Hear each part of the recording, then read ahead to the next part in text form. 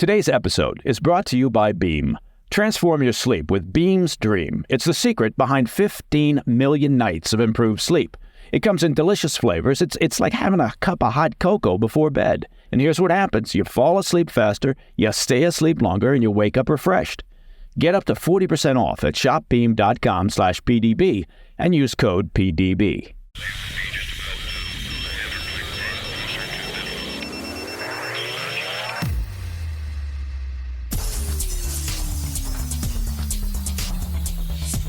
It's Tuesday, 23 April. Welcome to the PDB Afternoon Bulletin.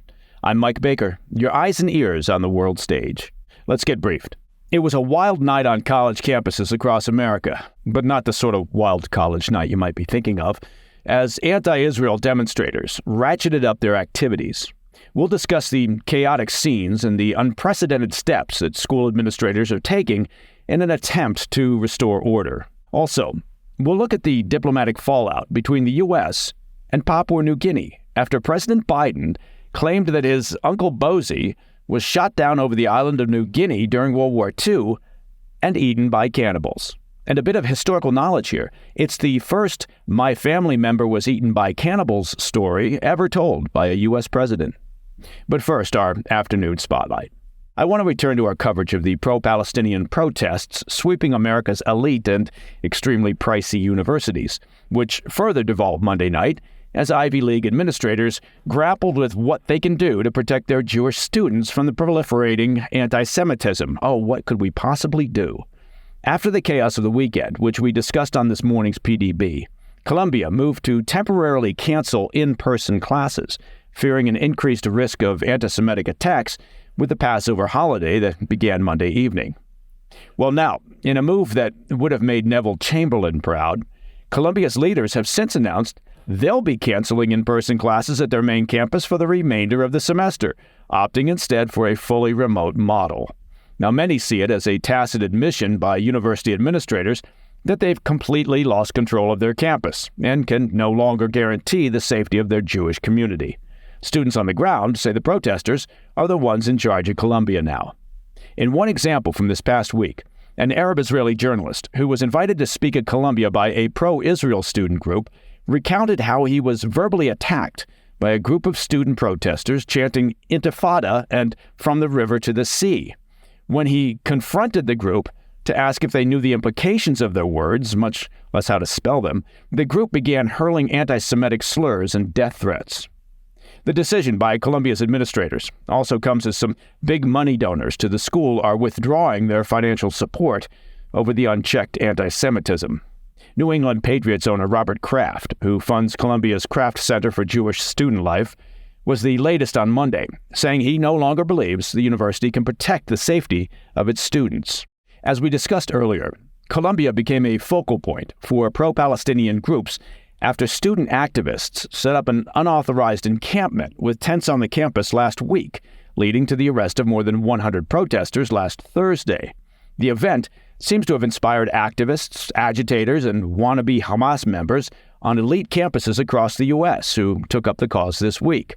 Nearby, on the campus of New York University, police arrested 133 pro-Palestinian protesters Monday evening after they breached barriers at NYU's Gold Plaza and occupied the streets. Officials at NYU said the protesters were engaging in, quote, antagonizing behavior that has interfered with the safety and security of our community, end quote. According to reports, some protesters even began hurling bottles at police officers who were sent to the scene. But yes, of course, it was a mostly peaceful protest. A spokesman for the school, while condemning the behavior, attempted to link the violence to outside agitators and not the student groups themselves. Meanwhile, at Harvard, administrators have temporarily closed Harvard Yard, the heart of its campus, to prevent the chaos from spreading to their school. Just last Friday, some 200 protesters gathered in Harvard Yard to demand the school divest from Israeli companies and groups in the West Bank. Harvard also moved to suspend a pro-Palestinian student group, the Undergraduate Palestine Solidarity Committee, for the rest of the spring semester, after the group was found to be in violation of university guidelines. By Monday evening, more than 60 pro-Palestinian protesters had been arrested during a demonstration at Yale University, demanding that the school divest from military weapons manufacturers. 47 of those arrested were Yale students. On the West Coast, California State Polytech University at Humboldt announced Tuesday they were closing their entire campus through Wednesday over safety concerns tied to the current wave of anti-Israel demonstrations, which they called a, quote, dangerous and volatile situation. Meanwhile, at the University of California at Berkeley, protesters have organized what they are calling Camp Free Palestine, an encampment similar to the one set up last week at Columbia, but with juice boxes. Berkeley's administrators seem unbothered by the activity. There's a surprise, but noted they had no plans to cave to divestment demands or otherwise change their investment policies. We should note, the above examples represent just a fraction of the events of the past few days, as anti-Israel demonstrations sweep through America's cities and college campuses. The discord is making it increasingly dangerous for the Jewish community, particularly inside cities like New York City and L.A. According to the Anti-Defamation League, more anti-Semitic attacks occurred last year than in the past 3 years combined. Now would seem like a good time for President Biden to use the power of the White House to give a brief Oval Office speech to the nation to condemn anti-Semitism. The White House Deputy Press Secretary did issue a statement the other day, and it was a fine statement, but it garnered almost no attention and, frankly, was a half-hearted attempt.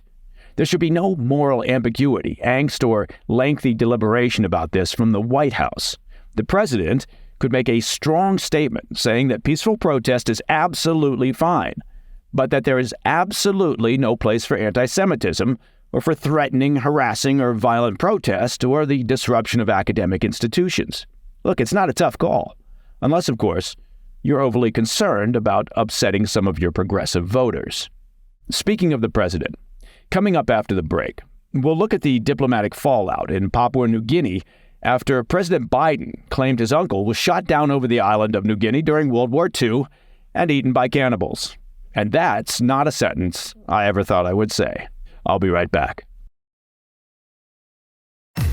Welcome back to the Afternoon Bulletin. Second Lieutenant Ambrose J. Finnegan, Jr., better known to Joe Biden as Uncle Bozy. Now, it's not a name that most of us were familiar with, but he's now at the center of a diplomatic row between the U.S. and the South Pacific nation of Papua New Guinea. Second Lieutenant Finnegan is President Biden's long-deceased uncle, who passed away while serving in the Pacific during World War II. According to his nephew, the president, his plane was shot down over the island of New Guinea, and he was eaten by the locals. Biden made this claim twice last week during a speech on steel and aluminum tariffs in Pittsburgh, which, of course, is the perfect time to bring up Uncle Bozy. Biden said, quote, "He got shot down in New Guinea, and they never found the body because there were a lot of cannibals, for real, in that part of New Guinea," end quote. Biden made a similar suggestion that his uncle had been cannibalized while visiting a war memorial in his childhood hometown of Scranton. But Biden's account of his uncle's death differs from official records. A personnel profile report by the Pentagon's Defense POW MIA accounting agency presents a different scenario. It states that on May 14, 1944, Ambrose Finnegan was aboard an A-20 Havoc aircraft as part of a crew of 4 on a mission to New Guinea. The aircraft encountered critical engine failures at a low altitude, resulting in the plane's nose striking the water with great force. Sadly, the crash led to the death of 3 crew members, including Finnegan, while only 1 crew member survived. The report makes no mention of the plane being shot down or any involvement of cannibals, and indicates that neither the aircraft nor the bodies of the deceased were recovered. When asked about the president's story, White House Press Secretary Karine Jean-Pierre said Biden was speaking to the bravery of his uncle and the many U.S. service members that put their lives on the line. However, she never actually addressed the president's cannibal claim, which, frankly, is probably the best way to deal with it. It's like ignoring your somewhat eccentric uncle at the Thanksgiving table when he reveals that he was abducted by aliens back in the 1940s and spent a couple days on a spaceship before being returned to Earth. You just stare at your plate and pretend you didn't hear anything. So well played, KJP. Now, as you might imagine, President Biden's story was not well received in Papua New Guinea. Really? Why would anyone object to being reminded about a slight dabbling in cannibalism? The country's Prime Minister, James Marape, accused Biden of disparaging his nation, saying, quote, "President Biden's remarks may have been a slip of the tongue. However, my country does not deserve to be labeled as such," end quote. According to the White House, a delegation led by Corn Pop will visit with the Prime Minister to smooth over the misunderstanding. And that, my friends, is the PDB Afternoon Bulletin for Tuesday, 23 April. If you have any questions or comments, please reach out to me at pdb@thefirsttv.com. And be sure to check out our premium membership at pdbpremium.com. It's been called, pound for pound, the finest value in the world of podcast news. At least, that's what my family calls it. I'm Mike Baker, and I'll be back tomorrow. Until then, stay informed, stay safe, stay cool.